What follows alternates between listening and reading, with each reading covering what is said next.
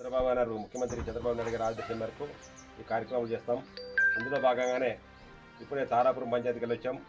ఇప్పుడు చిన్నగడూరు పంచాయతీలో ఉన్నాం. స్పెషల్ ఆఫీసర్ రామ్మూర్తి గారి ఆధ్వర్యంలో ఈ కార్యక్రమాలు జరుగుతున్నాయి.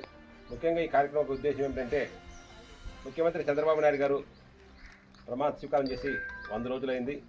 ఈ 100 రోజుల పరిపాలనలో ఎలక్షన్ ముందు ఏవైతే మనం హామీలు ఇచ్చామో, సూపర్ 6 అని ప్రకటించామో, వాటన్నిటి కూడా ఒక్కొక్కటిగా నెరవేర్చి వస్తున్నాం.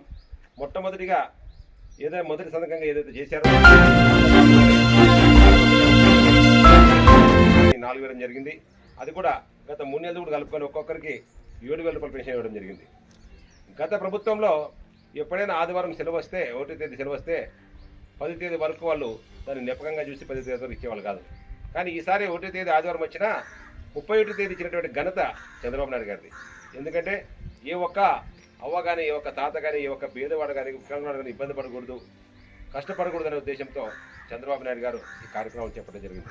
ముఖ్యంగా పేదవాడి ఆకలి తీర్చేటటువంటి 5 రూపాయలకి అన్నం భోజనం, 5 రూపాయలకి భోజనం పెట్టి అన్న క్యాంటీన్లు కూడా పునః ప్రారంభించడం జరిగింది. అంతేకాకుండా నిరుద్యోగులు ఎంతో ఆశగా ఎదురు చూస్తున్నటువంటి మెగా డిఎస్సి ప్రకటించడం జరిగింది.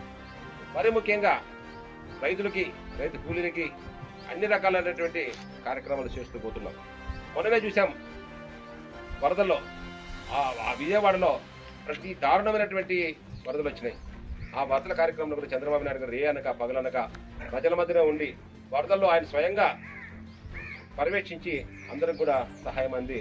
ఏ ఒక్కరు కూడా ఇబ్బంది పడకుండా, ప్రాణ నష్టము, ఆస్తి నష్టానికి జరగకుండా ఆయన కాపాడుతూ వస్తున్నారు. ఇవన్నీ కార్యక్రమాలు చేస్తున్నాం. ముఖ్యంగా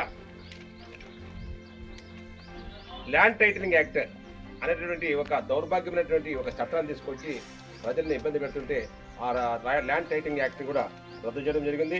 అంతేకాకుండా ఇంకా ముందు కూడా అనేక కార్యక్రమాలు చేయడానికి కూడా ఈ ప్రభుత్వం సిద్ధంగా ఉంది. ఇవన్నిటి కూడా ప్రజల వద్దకు తీసుకెళ్లాలనే ఉద్దేశంతో ప్రతి ఒక్క కార్యకర్త, ప్రతి ఒక్క ఇంటికి ఈ యొక్క కార్యకర్తలు వెళ్ళి, అధికారులు వెళ్ళి వాళ్ళ సమస్యలు కనుక్కొని ఇప్పటి వరకు వాళ్ళకి చేరినటువంటి లాభాన్ని వాళ్ళకు గుర్తు చేస్తూ ఈ కార్యక్రమం ముందు తీసుకోవడానికి సహకరిస్తున్నటువంటి పాత్రికేయ మిత్రులకు, అధికారులకు, అనధికారులకు, తెలుగుదేశం పార్టీ కుటుంబ సభ్యులకు అందరికీ ప్రత్యేకమైన ధన్యవాదాలు తెలియజేసుకుంటూ సెలవు తీసుకుంటాం.